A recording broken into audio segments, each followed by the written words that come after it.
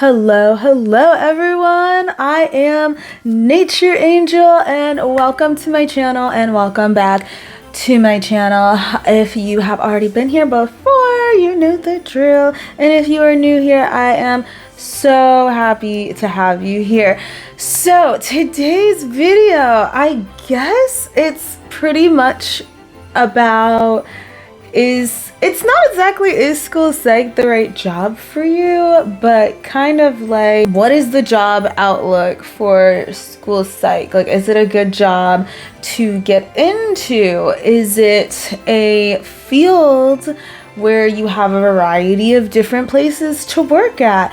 Things like that. So kind of like, what can you do with school psych with the importance on the job itself? Like I said, such as where can you work, how much are you making, what sort of schooling do you need, things like that. And then from there, you know, you can make that decision like, okay, this is what I need to be a school psych and this is what I want to do, or maybe it's not. But hopefully this video will help you to figure that out a little bit more. If that interests you, please keep watching.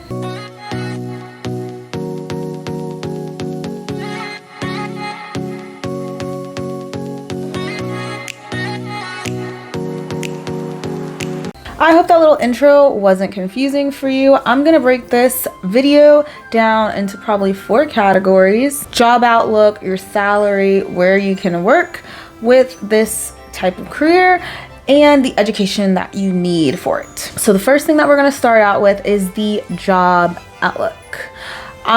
Before I get started though, down below, I'm gonna have the sources that I used for this. So I'm gonna say these things, but also feel free to check out the articles from NASP down below on where I got this information from. Anyway, on to the job outlook. From 2012 to 2022, the job outlook for being a school psychologist was expected to grow 12%. What this means is that there is a very good outlook for the career. And also we have to remember there is a shortage of school psychs in general. And then on top of that, there are people that are retiring in the field that have been here for years and years and they need replacing. So there's already a shortage, plus the people who are retiring, and you know, it's gonna make even more of a shortage. So if you are worried about like, I really want a job, but I wanna make sure that it's secure, I wanna make sure that I will be able to get a job, you know, that it's not a bunch of competition with a bunch of people trying to get into this field, well, school psych is one of those jobs because there already is a shortage and we need more school psychologists. So they will want you. They will definitely want you. The next area, which I feel like a lot of people place importance on, and I definitely understand why, that is the average salary. So that's really going to depend where you are, what area of the country you're in, if you're in a city or in the suburbs.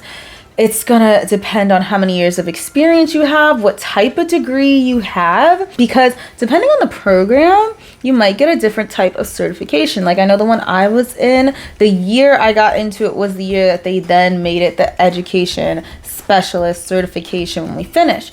Before that, they did not get that, but my class was the first class where they started doing that. They were in the process and then we were able to get it. It also depends on the contract that you have. So, for example, if you have a 180-day contract, which is usually about what a teacher contract is on, I think the average was $64,000. And then if you were on the 200-day contract, where I think that's usually where you have 1 month off in the summer instead of 3 or 2.5, your average is about $71,000. So depending how long you work, and again, where you're at, that's really going to vary. Obviously, if you're somewhere like San Francisco, Los Angeles, New York, you are going to probably make a whole lot more compared to someone that might be in the middle of nowhere in Wyoming or Tennessee.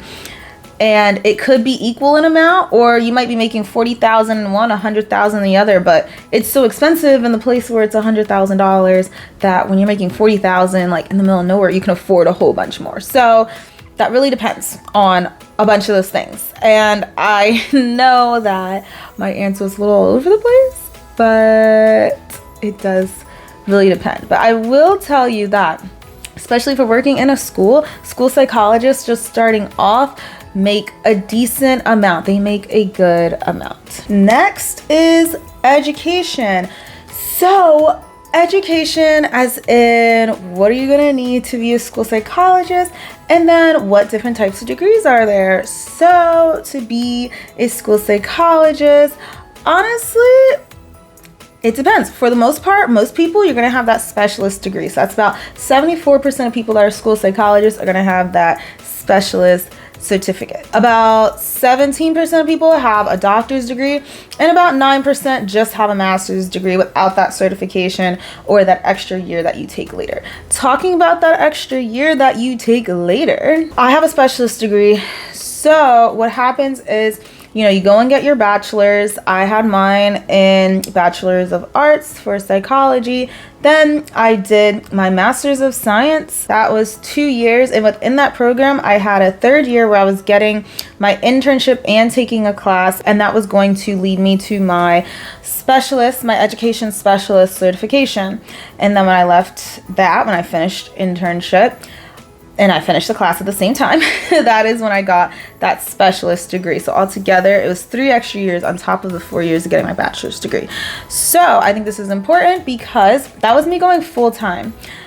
It usually takes about 3 to 4 years full-time. It could take like 4 to 5 part-time. So you want to consider that, because if you want to go straight through, and let's say you go full-time in both your bachelor's and in your specialist to become a school psychologist, it will probably take you about 7 years. It could take you a little less because maybe you finished your bachelor's degree early. It could take you a little more because maybe you go part-time. But about, on average, I would say 7 years altogether. So you do want to consider that, just how much time it will take. And with that, you know, there might be more costs. So just a couple things to consider. Also, where do you want to work? So for the most part, people that are school psychologists are going to work in a public school. I think it's about 85% of people work in a public school as a school psychologist. But that is not the only place that people work in this field. To go in order from the certain amounts, and again, they have the percentages down below in the articles that I have there. Going in order from the most to the least amount of school psychologists in these areas. You start with the public school, then colleges, public charter schools, independent practice, private practice, hospital/medical, and then State Department of Education, respectively, in that order. The last thing that I want to touch on is the good versus the bad for school psychology, but I am not going to get into that here because I have 2 wonderful videos on that, and I will link that either somewhere here in the video, and if it's not in the video, then it's going to be linked down below as well with those articles.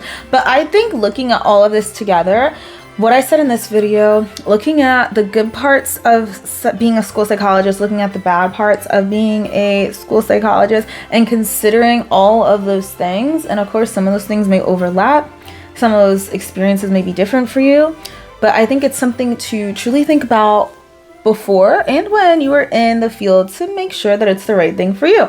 Of course, you could always try it out and go for it and see if you like it, and you know, go from there. If you want to change later on, I always tell people, like, change your career if you want to. And I don't mean just for school psychology. I mean any career that you're in, you might like it at first and then you might not later. So maybe you're in a different field right now, and then maybe now you want to go into school psychology because this stuff is matching for you.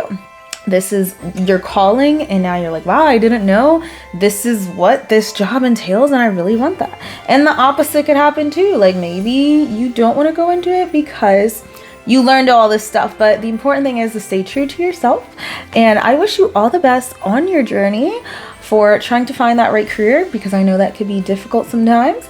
I really appreciate you all watching today and being here. Please let me know if you have any questions or if you have any suggestions or anything that you want to leave down below that could be helpful for me and other people.